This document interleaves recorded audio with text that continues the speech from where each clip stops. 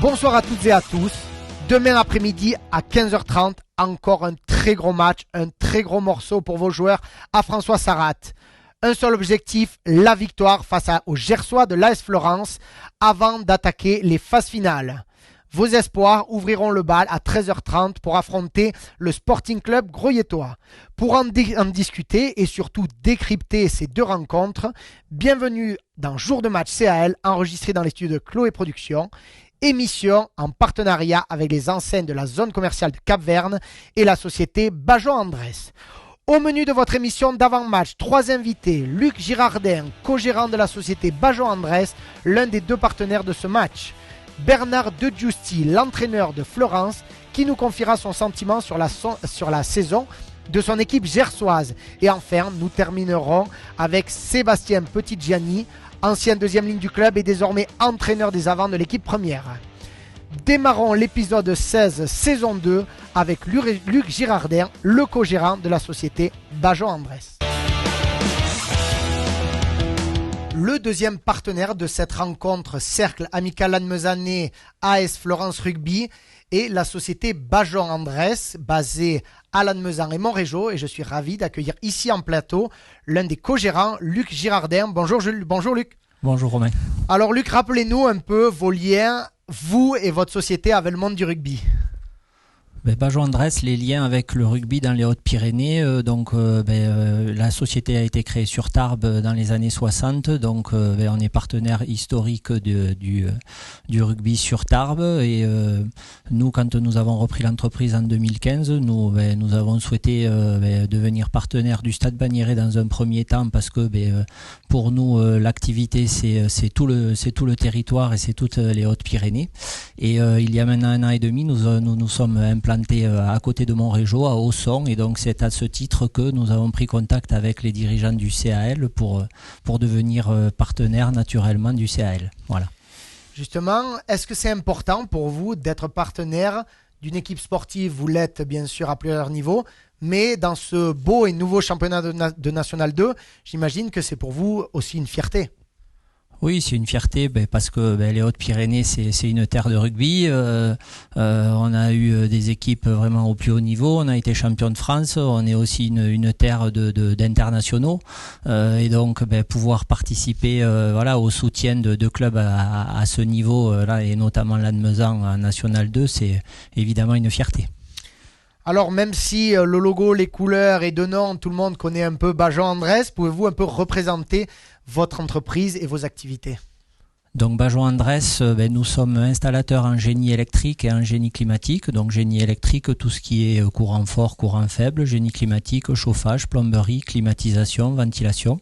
Ce pour les professionnels, les collectivités locales, mais également pour le particulier. Voilà. Nous sommes attachés à créer un maillage sur le territoire et à avoir un service de proximité pour nos clients. Donc nous sommes RGE pour les chaudières à condensation, nous sommes Calipac, donc tout ce qui est installation de pompes à chaleur avec des taux de TVA réduites, et nous sommes aussi depuis maintenant 1 an Cali PV, Cali photovoltaïque et bornes de recharge électrique. Et donc à ce titre nous serions heureux d'être à la disposition des supporters de Lannemezan qui envisageraient, avec ce contexte d'augmentation des coûts de l'énergie, d'installer des panneaux photovoltaïques. Voilà. Donc notre équipe se tient à leur disposition pour venir analyser leur facture énergétique. On part de la facture énergétique et pour essayer de dimensionner l'installation à la juste dimension pour créer en autoconsommation des économies d'énergie. Voilà. Donc si les supporters de Lannemezan s'adressent à nous, nous étudierons leur dossier avec une vigilance particulière. Une information bien sûr précieuse quand on sait dans le contexte que l'on vit au niveau énergétique. Revenons aux sportifs. Est-ce que cette saison 2022-2023 vous a régalé? Est-ce que vous avez suivi un peu les résultats cette saison en National 2? Et est-ce que tout simplement vous êtes heureux d'être partenaire mais aussi supporter cette saison du CAL? Oui, évidemment, c'était un enjeu cette première saison avec cette National 2, un budget relativement modeste étant donné les écuries qu'il y a sur cette poule.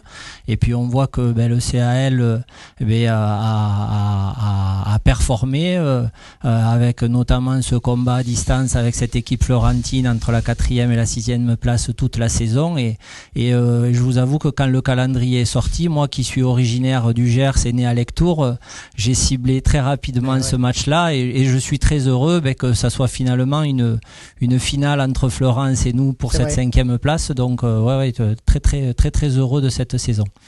Dernière question, qu'attendez-vous des Rouges et Blancs sur cette fin de saison? Ce qu'on attend déjà c'est de gagner ce derby parce que pour moi personnellement et puis je trouve que étant donné la proximité des valeurs entre les Hautes-Pyrénées et le Gers, c'est un derby même si c'est pas l'équipe la plus proche de Lannemezan. Donc gagner ce derby, se qualifier et puis on l'espère gagner ce barrage à l'extérieur pour offrir des beaux quarts de finale à Lannemezan. Voilà. Donc voilà ce qu'on souhaite et je pense qu'on y arrivera. Tout est dit, le message est transmis. En tout cas, merci beaucoup Luc d'avoir été parmi nous. On se voit dimanche et on vous souhaite bonne continuation dans vos activités. Merci. Merci beaucoup.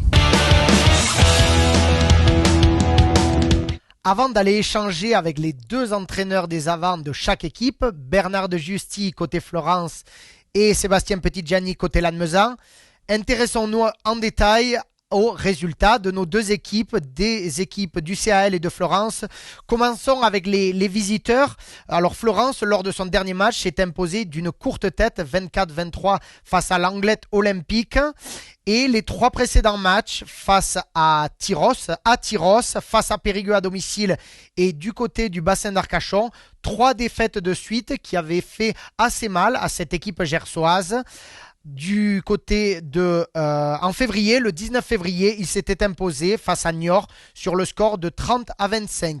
Du côté de notre équipe des Rouges et Blancs, vous connaissez bien sûr les résultats. Une défaite à Saint-Jean-de-Luz il y a 15 jours, 22-7. Une défaite à la maison face à Florac, 13-18. Un très beau match nul ramené de Limoges, 19 partout. On en avait parlé dans la précédente émission, jour de match CAL. Un derby malheureusement perdu du côté de Auch, 27-17. Et une victoire bonifiée face à Anglette sur le score de 32-19. Au niveau des 5 dernières confrontations entre les Gersois et notre équipe bigourdane, avantage à Florence avec 4 victoires sur les 5 dernières confrontations. Christophe Schneider nous disait hier dans la première émission que c'était un peu la bête noire de notre équipe. Il faut revenir au 19 janvier 2020 pour revoir nos Rouges et Blancs l'emporter face aux Gersois 20-16. Mais comme l'a dit le coprésident, les séries sont faites pour être brisées. Au match aller, rappel, notre équipe s'était inclinée 38-13, bonus offensif pour les Gersois. Justement, les joueurs à surveiller dans cette équipe gersoise, les 2 meilleurs réalisateurs sont les 2 ouvreurs, bien sûr. Adrien Buja qui a inscrit 133 points et Morgan Bouissé 59 points. Les meilleurs marqueurs d'essai sont le redoutable 3e ligne centre à surveiller Denzel Hill qui a marqué 8 essais. Devant l'ailier arrière, Louis Leretre, 7 essais. Au niveau du plus gros temps de jeu, c'est justement cet arrière-ailier Louis Leretre qui était connu pour son titre avec l'équipe de Monaco Sevens l'été dernier, qui a joué 1473 minutes, ce qui représente 19 titularisations sur 20 matchs disputés. Tout juste devant le centre Pierre Dupuy qui a joué 1428 minutes, 18 titularisations sur 19 matchs joués. Au niveau de la programmation de cette 22e et dernière journée, ce dimanche 16 avril, tous les matchs à 15h30. On en saura plus sur les positions des qualifiés à la fin de cette journée, aux alentours de 17h, 17h30. Auch qui accueille Florac, Auch qui peut aller décrocher la 2e place à Saint-Jean-de-Luz, Florac qui va chercher à aller se maintenir.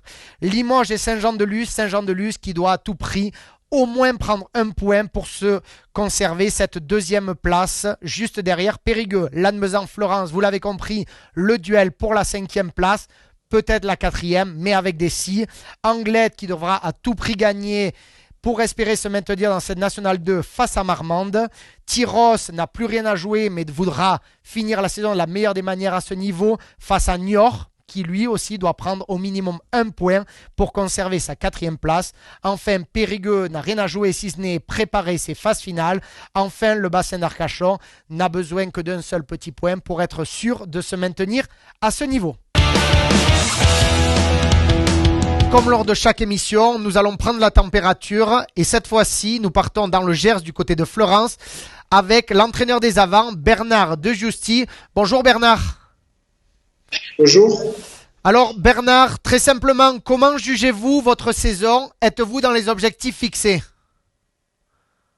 Notre saison a été un peu chaotique. On a eu des périodes assez favorables, notamment juste avant les fêtes de fin d'année. Et après, on a enchaîné du moins bien où, par exemple, là, récemment, on a eu du mal à remettre notre jeu en place et à gagner des matchs qui ont fait que, un peu comme nos futurs adversaires du week-end, Lannemezan, on a beaucoup traîné avant d'être sûr de se qualifier. Et la qualification était bien l'objectif de notre saison. Donc, l'objectif est atteint, mais de façon assez chaotique et de façon pas tout à fait maîtrisée, on va dire. Alors, vous en avez un peu parlé. Après 3 défaites d'affilée au bassin d'Arcachon contre Périgueux et à Tyros, vous avez retrouvé le chemin de la victoire il y a 15 jours à domicile contre Anglet. Racontez-nous ce dernier match rapidement. C'est le dernier match où on avait à cœur devant notre public de faire une bonne sortie. À cœur aussi de prouver que le match de Tyros, ça restait malgré tout un accident de parcours. Chose qu'on a bien faite, on a fait une première mi-temps aboutie en réussissant à scorer au bout d'un quart d'heure, il me semble. Et puis après, surtout en mettant en difficulté Anglet et en scorant encore et 4 inscrits essais à la mi-temps. À la mi-temps, un score de 24-10, donc qui était largement à notre faveur. On pouvait, par rapport à ça, présager d'une seconde mi-temps qui finirait, qui serait à peu près sur le même rythme. Or, on a eu beaucoup d'indiscipline, on s'est fait beaucoup sanctionner. On a écopé de 4 cartons entre la fin de la première mi-temps et toute la deuxième mi-temps. On s'est retrouvé juste avant le dernier quart d'heure à jouer à même 12 pendant 1 minute. Chose qui nous a mis en difficulté, qui a permis à Anglet de revenir petit à petit, voire à finir fort, puisque à la fin du match, Anglet a une pénalité de la gagne. Elle est certes loin, puisqu'elle est plus de 55 mètres, et qui le rate. Mais à travers tout ça, ça reste pour nous notre avertissement sans frais. Puis ça reste pour nous aussi le signe qu'il faut qu'on soit toujours préoccupé, toujours à 100% pour pouvoir gagner nos matchs.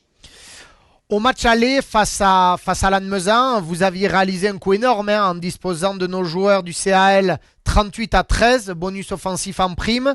Est-ce que ça a été l'un des matchs les plus aboutis pour vous? Le match du Sahel, effectivement, reste une référence avec le match aussi de Marmande à Florence. Ça reste 2 matchs où on a su varier notre jeu, on a su dominer notre adversaire et on a su être assez pragmatique et scorer au bon moment. Ça rejoint ce que je disais tout à l'heure en préambule, ça rejoint une période de l'année où on était bien, on était assez en place.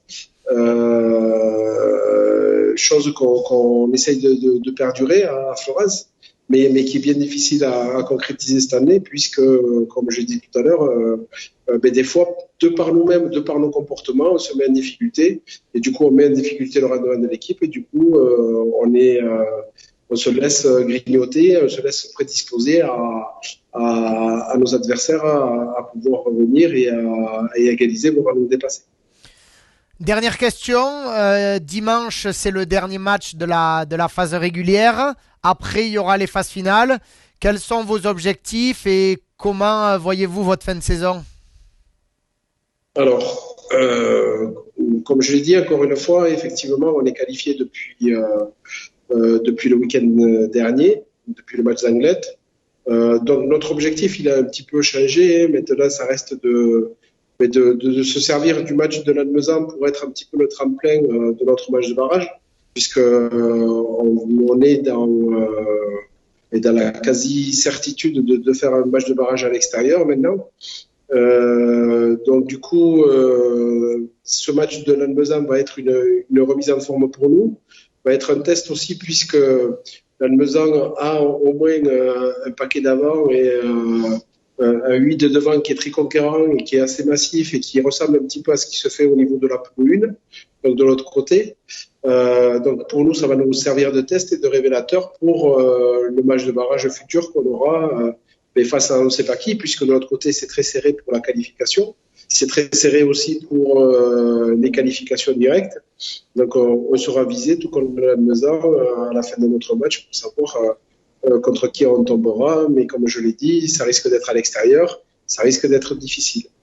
Notre objectif, bien évidemment, ça va être de gagner le barrage et de rejouer encore au moins une fois devant notre public florentin qui nous suit toujours avec ferveur et passion.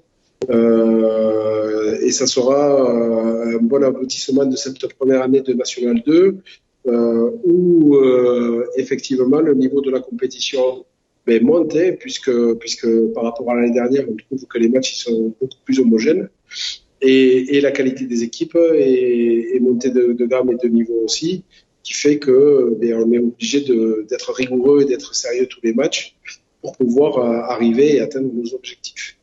Eh bien, en tout cas, merci beaucoup Bernard de Giusti d'avoir participé à notre émission. Et comme on dit à toutes les équipes adverses et à tous les entraîneurs adverses, bienvenue sur le plateau et que le meilleur gagne. Merci Bernard.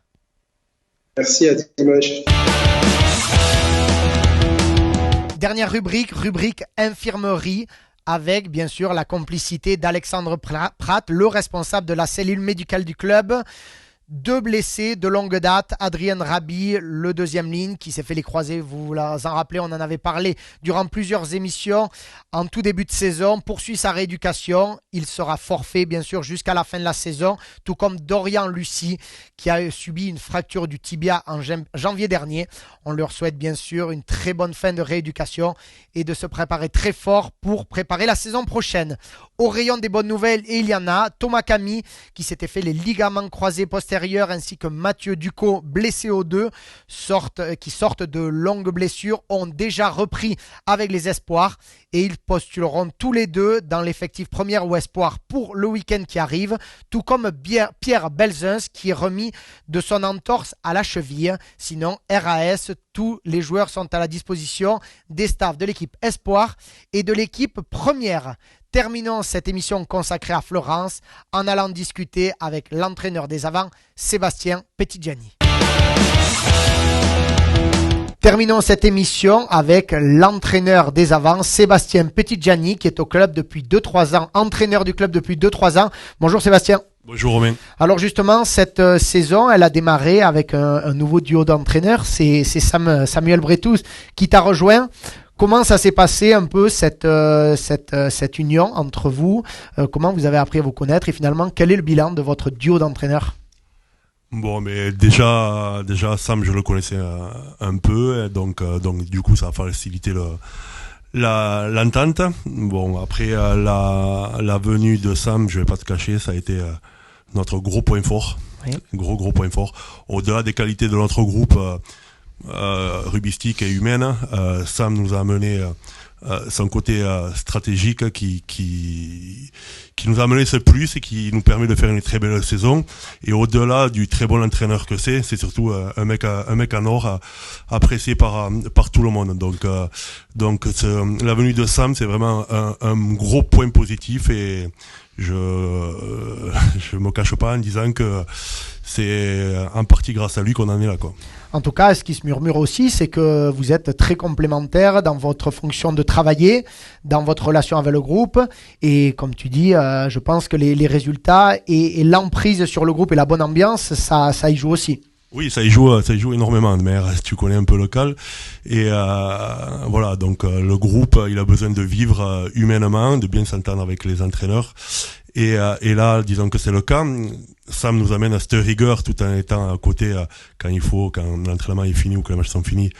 La proximité, c'est exactement ça. Et voilà, donc tout le monde, comme je dis, l'apprécie. Et moi, je m'occupe plutôt des avants. Lui, il s'occupe vraiment de tout ce qui est projet de jeu, 3/4 et tout. Et disons que oui, on est plutôt complémentaires par rapport à ça. Mais voilà, je me répète, mais honnêtement, une bonne pioche. Très bonne pioche même. Alors au final, on en est à cette dernière journée. Déjà, la saison est passée à une vitesse folle. Comment as-tu finalement vécu cette saison de National 2 ? Disons qu'au début, on était un peu parti dans l'inconnu, comme la plupart des clubs, je pense. Et au final, maintenant, on peut faire vraiment un bilan. Et ce niveau-là est vraiment très intéressant sur tous les points de vue. C'est-à-dire, au niveau du combat, il y en a tous les week-ends. Et surtout, toutes les équipes, que ce soit vous, Anglette, ou l'équipe la plus costaud comme peut l'être Florac ou Marmande, joue quand même. Donc tous les dimanches, c'est vraiment un gros match. Et on le voit parce qu'à un moment donné dans la saison, nous, on a été un peu émoussés physiquement et voilà. Mais c'est vraiment une belle division et je pense que tous les clubs qui avaient une inconnue là-dessus, je pense que ça a été effacé, quoi. Justement, tu as répondu en partie à ma prochaine question. Après cette première année, est-ce que tu trouves finalement que cette National 2, c'est une bonne chose ou tu fais partie de ceux qui, en début de saison, disaient c'est n'importe quoi, la Fédérale 1 c'était très bien, sauf que j'ai l'impression que tous les clubs qui sont en National 2, ils en sont très contents et ils n'ont pas envie d'aller voir en dessous. Exactement. Donc j'ai répondu un peu auparavant, mais c'est vrai que tous les clubs étaient un peu dans l'inconnu, mais voilà. Donc le plus important, c'est que maintenant cette division plaît à tout le monde. Le seul bémol que je pourrais rajouter, c'est simplement par rapport aux sports où on ne fait pas les déplacements en même temps qu'eux. Ça serait vraiment le seul bémol que je pourrais voir à cette division. Mais maintenant qu'on y est, c'est vrai qu'on veut y rester et tous les clubs qui y sont veulent y rester, quoi. Ça, c'est sûr. Du coup, reparlons un peu de cette équipe de Florence que vous allez affronter dimanche. Au match aller, ça avait été une sérieuse déconvenue, on va en parler. Une victoire bonifiée avec 38 points des Gersois. Qu'est-ce qui s'était passé sur ce match ? Le score a été très très lourd. Jusqu'à l'heure de jeu, on était devant, je crois. Et les 20 dernières minutes, on s'est vraiment effondré. Florence a mis le rythme qu'il fallait.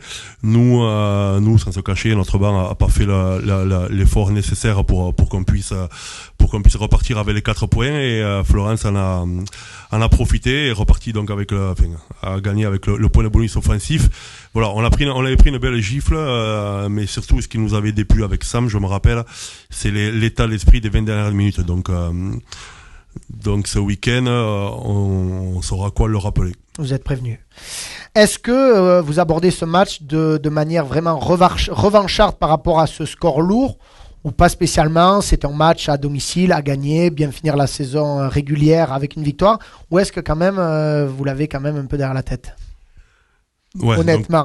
Donc comme je t'ai dit, c'est pas par rapport à l'équipe de Florence, c'est par rapport nous à notre état d'esprit où on a vraiment été en dedans les 20 dernières minutes. Donc on va le rappeler. Oui. Mais au-delà de ça, non, c'est surtout bien finir devant notre public, devant les partenaires, et voilà, et surtout se rattraper par rapport aux 2 derniers matchs où on a complètement déjoué et offrir le meilleur spectacle possible à notre public. Justement, ces 2 derniers matchs, parlons-en. On a senti une petite baisse, donc deux revers face à Florac à domicile et ce déplacement à Saint-Jean-de-Luz. Comment ça s'est passé? Quelle est l'analyse que vous faites avec votre staff? Les 2 derniers matchs, c'est un peu le même scénario, c'est-à-dire qu'on a complètement été indiscipliné et on n'a pas réussi à mettre notre jeu en place. On a complètement déjoué et voilà. Donc ça a été les 2 derniers matchs de la saison. Le match contre Florac a été un peu plus difficile à avaler, sachant quand même que c'est en gagnant contre Florac qu'on aurait pu envisager la 4e ou 3e place, mais dès qu'on a perdu, on savait que c'était fini. Il reste quand même une possibilité. Il reste une possibilité. Il faudrait partir avec l'offensive, que Niort ne prenne pas le point défensif à Tyros. Ça fait beaucoup de si. Ça fait beaucoup de si, voilà. Mais le gros bémol, ça a été vraiment l'indiscipline. Je crois que contre Saint-Jean-de-Luz, on a fait 19 fautes. À ce niveau, tu peux pas exister et espérer une victoire avec autant d'indiscipline. Mais voilà, donc on veut, comme je t'ai dit, se rattraper et surtout retrouver notre jeu qui nous a permis d'être à ce niveau-là et à ce classement-là. Donc dimanche, on espère se rattraper par rapport à ça, quoi. Dernière question, Sébastien. Que peut-on souhaiter au CAL sur cette fin de saison? À commencer par dimanche, est-ce que vous allez réfléchir, regarder qu'est-ce que fait, ou est-ce que vous ne vous posez pas de questions? On se pose aucune question. On est là pour jouer, comme je t'ai dit, Florence, et gagner ce match pour faire plaisir à notre public. Ensuite, on passera verra au barrage à partir de dimanche soir. Comme la poule 1 est très serrée, on sait même pas sur qui on peut tomber au moment où je te parle. Donc voilà, donc on fera vraiment le point dimanche. On fera une belle fête avec nos supporters dimanche soir. Et à partir de lundi, on passera vraiment à ce barrage en espérant bien sûr le remporter pour pouvoir ensuite recevoir le quart de finale. Mais on n'en est pas là. D'abord pensons en Florence et ensuite lundi au barrage. En tout cas, merci Sébastien. On te souhaite bien sûr avec Sam un très bon match et une belle victoire pour après de belles phases finales. Merci Seb. Merci Robin. Votre émission Jour de match CAL consacrée à la réception de Florence est déjà terminée. Comme je le répète souvent, vous avez toutes les clés pour bien aborder ce match. Désormais, c'est aux joueurs de jouer et à vous, supporters, de supporter. Merci à tous de nous avoir suivis. Merci à nos deux partenaires de match ainsi qu'aux équipes de Chloé Productions. Concernant le contexte, vous le savez, une victoire nous permettrait de récupérer cette 5e place au classement, voire peut-être avec des si, une 4e place au Niortais. En tout cas, on n'en est pas là. La réponse sera dimanche aux alentours de 17h, 17h30. Amis supporters, on vous attend très nombreux sur le plateau toute la journée de dimanche avec un repas des supporters à 11h45 pour les plus gourmands. 13h30, la rencontre Espoir CAL Groyer et bien sûr 15h30, le choc entre Lannemezan et Florence. Bonne soirée, tous en rouge et blanc dimanche et surtout, n'oubliez jamais, ici c'est le plateau.